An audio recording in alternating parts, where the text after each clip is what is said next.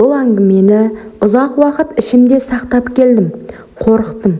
Өкінішім мен кінәмнің ауыртпалығы кеудемді басып, тілімді күрмеп тастады. Енді ғана арада жылдар өткен соң бәрін айтып, жүрегімді жеңілдеткім келеді. Балалық шағым балдай тәтті өтті. Үйдің үлкені болған соң ба, әке-шешемнің бар мейірімі мен назары менің мойныма артылды. Әкем мен үшін таудай тірек болса, анам жүректегі жылуым еді. Менен кейін бауырларым дүниеге келді. Бірақ бәрібір менің еркелігім бәрінен асып түсетін.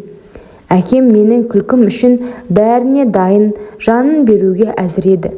Уақыт өте келе мектеп бітірдім. Оқуда озат, тәртіпте тиянақты болдым. Енді болашақ мамандығымды таңдап, арман қала Алматыға оқуға түсем деп шештім. Әкем де, анам да менің талабымды жоғары бағалайтын. Бірақ бұл жолы ойларым менікімен қабыспады. Алматы алыс, қыз балаға қиын, деді анам. Астанада апаң бар, соның жанында тұрасың, көзі тірі, қамқор болады. Мен болсам қырсығып, өз дегенімнен қайтпадым. Алматы еркіндік, жаңа өмір, жаңа достар. Жатақханада қыздармен бірге тұрып, өз бетіммен өмір сүруді армандадым. Анаммен біраз уақыт келісімге келе алмадық. Ақыры әкем менің арманымды аяқ асты еткісі келмей қарсы шықпады. Құжаттарымды Алматыға тапсырдым. Әкем мені өзі бастап алып барды. Алматы қаланың шуылы, көліктердің шуы, биік үйлер бәрі маған ертегідей көрінді. Бір сәтке болсын қорқынышта, күмәнда болмады. Армандарым бір қадам жақындағандай еді. Бірақ дәл сол қала, сол көліктердің бірі өмірімді екіге бөлді. Жол апаты. Бар болғаны бірнеше секунд.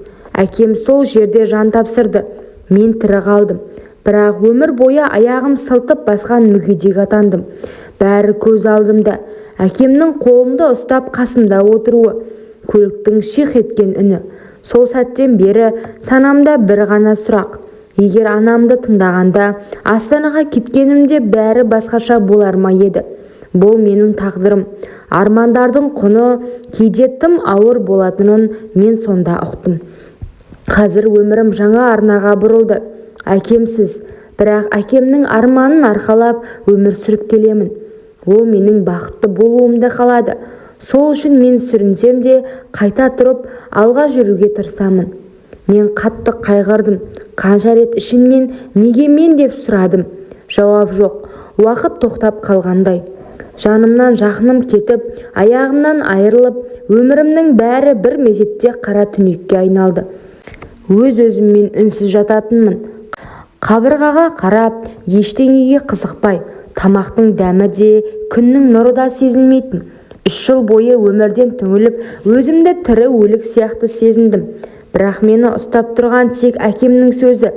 Өмірдегі сынақтарға шыда, бақытты бол қызым. Ол сөзді жедел жәрдем келгенше әлсіреп жатып айтты. Сол сөз менің өмірге жалғыз ілінген үміт жібім еді. Анам байқұс күн-түн демей мен үшін жүгірді. Үмітін үзбеді. Жанымды сақтап қалу үшін аяғымды, жүрегімді емдеуге тырысты. Ем іздеп шаршамады, бірақ нәтиже болмады. Аяғымның бірі қысқа, бірі ұзын. Сылтып басып, адамдардың аянышты көзіне қарап үйрендім. Тек анамның көзіндегі үміт ұшқыны үшін ғана күн сайын жанымды қайта жинайтынмын. Бір күні күнделікті дәрі-дәрмек алуға барған едім. Қаланың бір шетінде орналасқан шағын дәріхана. Қолымда рецептім. Басым төмен салбырап тұр. Сол сәтте есік ашылып, ішке бір жігіт кірді. Қарапайым киінген, таза жүзі, жылы қабақты жігіт. Менің жанымнан өтіп бара жатып, есікті ашып маған сыпайы, сіз бірінші өтіңіз деді. Бір сәтке үнсіз тұрып қалдым. Бұрын соңды маған жігіттер дәл осылай ілтипат танытқан емес. Көбісі сылтып басқанымды көрсе, көзін тайдырып, жолын басқа жаққа бұратын, ал бұл жігіт басқаша еді. Мен ұялып күліп жібердім. Жай ғана басымды изедім де алдымен дәріханаға кірдім. Артынан ол кіріп, менің жанымдағы орындыққа жайғасты. Дәріханадан шыққан соң сыртқа беттегенімде мені тағы тоқтатты. Кешіріңіз, сізге көмектесуіме бола ма? Қолдағы дәрілеріңіз көп екен. Түсінбей қалдым. Қалтадан көмек сұрау мен үшін үйреншікті жайт. Бірақ жай ғана көмектесу үшін жақындасқан адам сирек. Ол дәрілерімді алып аялдамаға дейін шығарып салды. Солай біз таныстық. Аты Серік екен. Ол күні мен үйге басқа адам болып оралдым. Ішімде әлдеқандай жылылық пайда болды. Ұзақ жылдар бойы мұздаған жүрегім аздап ерігендей болды. Серік сол күні менімен бірге аялдамаға дейін ғана емес, үйге дейін ілесе еріп келді. Басында іштей бір қорқыныш сезімі пайда болды. Қараңға түсіп қалған кез. Жанымда бұрын-соңды танымайтын жігіт. Әр басқан қадамымды ойланып, жүрегім дүрсілдеп тұрды. Үйге жақындағанда тоқтап, өтінем, қорықпаңыз, мен сізге жамандық ойламаймын, деді ол асығыс. Сізді ұнатып қалдым, қай жерде тұратыныңызды білгім келді. Ол сөздерді естігенде жүрегім әлде бір жылы леппен оянғандай болды. Тамағыма бір түйін тығылып, көзіме жас келді. Маған сылтып басатын жарым жан, маған көңіл білдірген жан табылар деп ешқашан ойламаппын. Әдетте адамдар аяйды, жаны ашығансып қарайды.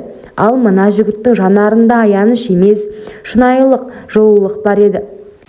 Менің аяғымның жағдайын көріп тұрсыз ғой, дедім күбірлеп.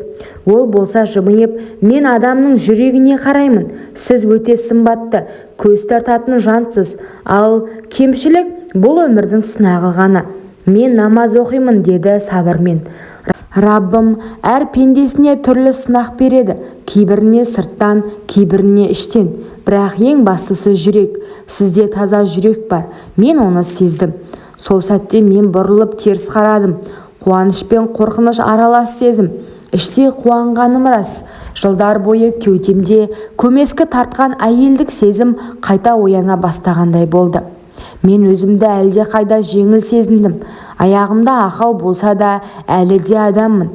Махаббатты сезіне алатын, сездіре алатын жан екенімді алғаш рет ұқтым. Көзімнің қиығымен Серікке қарадым. Ол маған қарап, еш жасандылықсыз сабырлы күйде күлімсіреп тұр. Бұл күлкі жанның жылуы еді. Сол күннен кейін бәрі өзгерді. Біздер көп кездеспедік. Ол маған, біздер бұлай жүре берсек, мен сенен айырылып қалатындаймын. Сені жүрегім шексіз сүйеді. Сенің орамал тағып қасында жүргеніңді қалаймын деп ұсыныс жасағанда, бұл әлемде менен бақытты жан болмады. Бірақ Серік өзінің жетім екенін айтқан. Анам басында қарсы болды. Әдеттегідей мен тағы да ешкімді тыңдамадым. Серіктің ұсынысынан бас тартсам, өмір бойы жалғыз өтетін деймін. Әрі Серікке өлердей ғашықпын. Анам ол жігітпен кездесті де бірден оны ұнатпады. Қызым, бұл жігіт ұнамай тұр. Тіпті сақалының өзі қорқынышты екен. Жоламашы деген сөзінде қатты ренжіп қалдым. Бұл уақытқа дейін Серік менің миымды да, жүрегімді де өзіне бағындырып алған еді. Апа, не деп тұрсыз? Сақал өсіру ер адамның парызы. Сақал өсіру сүннет деп Серіктің айтқанын қайталап, мен де дінге бір табан жақындаған едім. Бірақ бұл дін басқа екенін әттен кеш білдім. Махаббаттан соқыр болғанмен анамды тыңдамай, үйден қашып Серікпен бас қосу үшін. Ал жігітім маған тосын сый дайындап қойыпты. Жаным менің, неше жылға арманым еді. Арманым жарыммен Меккеге барып некемізді қию. Меккеде қиылған некеміз мәңгі адал және бақытты боламыз деді. Мен қатты қуанып оны құшақтап алдым. Сонымен мен Серіктің қуықтай пәтерінде болдым. Үйден қашқанда құжатымды алғанмын. Сол құжатпен шетелге шығуға Серік өзі құжатты жасап 10 күн күтіп қалдық. Серік мені әбден сендіріп қойған. Алғаш рет ұшаққа отырдым. Керемет сезім. Бірақ біз басқа бағытқа ұштық. Серіктің айтуынша солай екен деп сене бердім. Алайда бәрі жалған. Әуежайдан арнайы қымбат қара көлік күтіп алды. Түсінбей мәз болып мініп алдым. Ұзақ жолдан соң ұйықтап кетіппін. Сөйтсем суыма бір зат қосыпты. Әлгі қара көліктің ішінде су беріп еді. Есімді қайықтың ішінде жидым. Түсініксіз тілде сөйлеген еркектер, қорқайын дедім. Серіктің қолынан қысқан күйі қорқып отырмын. бір кезде қайық тоқтап айдала сияқты елді мекенге ал келдік. Құмнан соғылған үй деуге де келмейді. Терезелері ашық, қолдан соғылған біртүрлі қора секілді. Ішінде қара киінген оранған екі әйел мен беті-аузы жүн басқан қап-қара жасы үлкен шал отыр. Түсініксіз диалог болған соң еш себепсіз Серікті ата салды. Ал менің ондай нәрсені кинодан ғана көрдім ғой. Айқайлап, есім шығып Серіктің өлі денесін құшақтап отыра қалдым. Әлгі шалдың қасындағы екі әйел мені сүйреп басқа қора сияқты үйге апарды. Сосын бір әйелді дауыстап шақырды. Ол әйел Қарақалпақстаннан екен. Барынша маған барлығын түсіндірді. Серік мені бұл жаққа құлдыққа әкеліп саудаласқан екен. Менің аяғымның сылтып басатынын көрген әлгі бастық, сен мені мазақ етіп тұрсың ба? Маған мүгедек қызды әкеліп қалай ақша сұрап тұрсың деп атып тастағанын әлгі қалпақ әйел айтқанда өкініштен өзегім өртенді. Бұл аты өшкір қаланың атын айтқым келмейді. Ол елді әлем біледі. Бұл сорақы елде тек мен емес, қаншама қазақ қыздары, әйелдері болды. Кеш бата мені дайындады. Мен жылап көзім ісіп кеткен. Кешкі әлгі құбыжық көрінетін шал келді. Соның әйелі болыппын. Нешінші тоқалы екенімді білмеймін. Қарсыласып едім, ауыратын аяғымды мылтықпен ұрып соқты. Тәнім емес, жаным қиналды. Сол күннен соң құлдықтағы қуыршақ болдым. Солай менің алғашқы некем тозақта қиылды. Бұл елде үнемі соғыс болып тұрады. Көп ұзамай әлгі шалдың өлігі келді. Ол шалдың тоқалдарына талас басталып, әр еркектің әйелі болып жүре бердік. Көнбесең ата салады. Бұл жауыздарға адам өлтіру түк қиын емес. Тамақ табу ең қиыны. Су мен тамақ. Сол үшін арыңды сата саласың. Құмның арасынан қураған шөптің тамырын тауып, шайнап тамақ орнына азық қылу үйреншікті жағдай. 4 жылдың ішінде неше мәрте неке қиылды. Мені алған еркектер ажал құшып, әр еркектің қолында зат секілді өтіп жүрдік. Әр еркектің астына мыжылып, талай қорлық болды. Айтудың өзі жеркенішті. Енді өлдім, өмір сүре алмаймын деп жылағанда бізді құтқарып елге келдім. Ол кезде ішімде бала болды. Қанша жыл көтермеген мен елге келгенде, емханада тексерістен өткенде жүкті болғанымды естіп жылап алдым. Дәрігер жүктілікке 6 ай болған дегенде ішімді 2 қолыммен сабалап, өл, сен маған керек еместің деп ұра бердім. Олар мені әзер дегенде жұбатып, 2 қолымды кроватқа байлап қойды. Анамды да шақырып алған екен. Байғұс анам жылап, құшағын ашып, мені сағынып айтып, жұбатып жатты. Ол баланы өзі асырайтынын айтып, әлі де көндіруге тырысып жатыр. Мен көнер емеспін. Өйткені ол бала менің тозақтағы өмірімнің ұмытылмас белгісі сияқты. Байғұс анам тағы қаражат жинап, мені психологқа тасумен болды. Қарап отырсам, анама тек зиянымды тигізгеннен басқа пайдам тимепті. Кешірші анашым, талай рет қол жұмсағым келді. Бірақ анам байғұс жалынып, мені жұбатып жүргенде босанып алдым. Бейкүнә сәби менің өмірімді өзгертті. Көздері ботадай, кірпігі ұзын, қара торы қыз баланы дүниеге әкелдім. Туған бойда жетімдер үйіне өткізгім келді. Бірақ жүрегім шыдамады.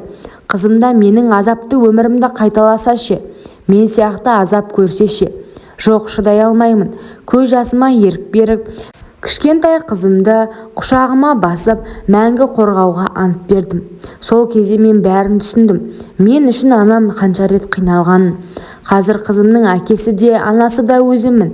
Қызым үшін ғана өмір сүремін. Көшеде хиджаб киіп, оранып жүрген қыздарды көрсем, еріксіз көзіме жас келерді. Оларды тоқтатып алып, бұлай киініп нені дәлелдемексің? Бастысы Аллаға сеніп, ниетің таза болса болды. Кәпірлердің киімін киіп, Аллаға адалмын деу керек емес, дер едім. Қап-қара хиджаб кигендерді көріп, сол бір тозақтағы өмірім көз алдыма келеді. Әттең, ол қыздар ештеңе түсінбейді.